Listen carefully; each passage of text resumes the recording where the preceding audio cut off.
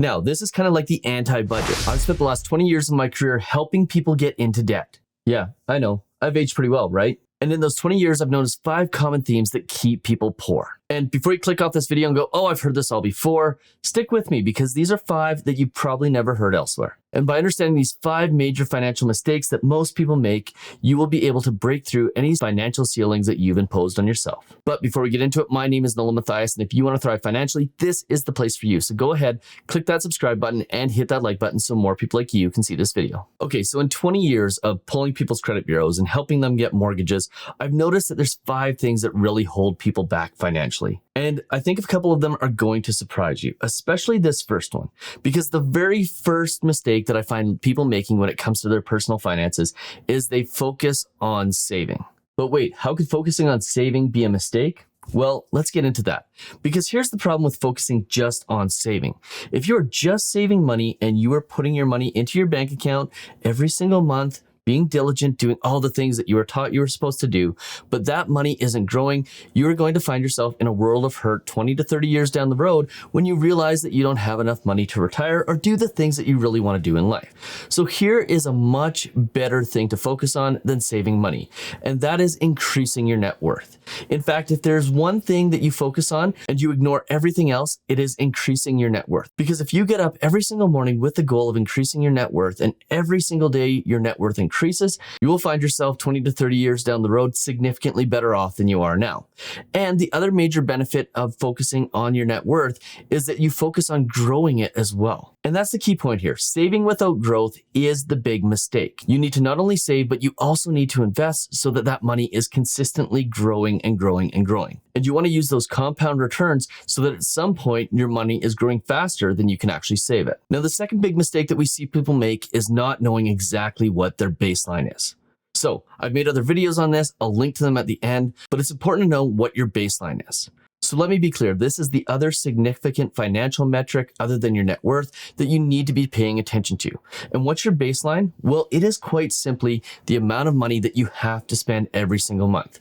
It's the amount of money that you spend on housing, the amount of money that you spend on food, the amount of money that you spend on your electricity and your gas bills, and the things that you just simply cannot avoid. And what you need to do is you need to establish what that baseline is. So you know that every single month, let's say you have to spend $2,800, and you know that that number is going to be the same all the time as long as you don't increase it. And then what you want to do is you want to find places to save. You want to find ways to lower your baseline. And then once you've got it lowered, you want to make sure that it stays consistent over the long run. Because the big mistake that people make is as soon as they start increasing their income, they start to increase their baseline. They go out and they buy cars or bigger houses, or they start spending money on nicer meals. And that's the mistake. You want to establish your baseline, try to lower it, and keep it low for as long as you possibly can. Now, that leads us into the third mistake. And the third mistake is not focusing on increasing the gap between your baseline and your income. Because increasing that gap between what you have to spend every single month and how much you make allows you to take that money and turn it into investments. And the bigger that gap grows, the more money you have to invest. Now, this is kind of like the anti-budget, because we aren't going to go through and go, how much am I spending every month and did I meet that requirement? No, we're just going to focus on putting more money away every single month. And there's really only 2 ways to increase that gap. One is to lower your baseline, and there's only so low you can get it to go. The other is to start increasing your income. And the easiest ways to do that, which I talk about extensively in the video that I'm going to link at the end, is to obviously get a scalable income of some sort, whether that's working for a company that pays you based on performance or going into business for yourself, either with a side hustle or going completely self-employed.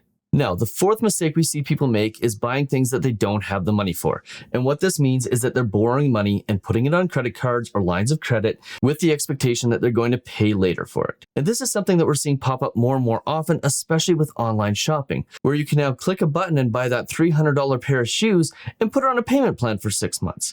And these are things that you just absolutely need to avoid. If you don't have the money for it, you shouldn't be buying it. And this goes for automobiles as well, because everyone wants to go out, get a fancy new car, and society has deemed it okay to have a car payment. And by the way, the car payments are the single fastest way to see your net worth not increase. Now, last but not least, and this one I think is really going to surprise a lot of people, and it's not buying quality products. So one of the fights that my wife and I used to get into at the beginning of our relationship was whether or not we should be buying expensive shoes or cheap shoes. And I gave her this analogy, and it was that if I bought cheap shoes, let's say 50 or 80 bucks from whatever store, and I wore them for a year, it was almost certain that by the time the next season rolled around, I will have worn out those shoes. Versus paying $400 or $500 for a quality pair of shoes that lasted 8 or 9 seasons. In fact, I have pairs of shoes that I wear regularly that I bought prior to meeting my wife 13 years ago that are still in very good shape. And because I bought quality, and I was willing to make sure that they were well maintained because obviously they were expensive, and because I was willing to take them in and get them repaired when needed, I've spent significantly less money on shoes than I would have if I would have just bought $50 to $80 pairs every single year. And this goes for a lot of things. Things like Yetis. Yeah, they're expensive, but this one's almost 5 years old and it still looks like it's brand new. And it goes for other things like clothing and tools and cars. Basically anything that you buy on a regular basis because it wears out frequently is worth buying high quality. Now, that's not to say you should go out and buy a Louis Vuitton bag or a Gucci bag. You don't need to go that crazy, but making sure that you do buy high quality goods can save you a lot of money in the long run.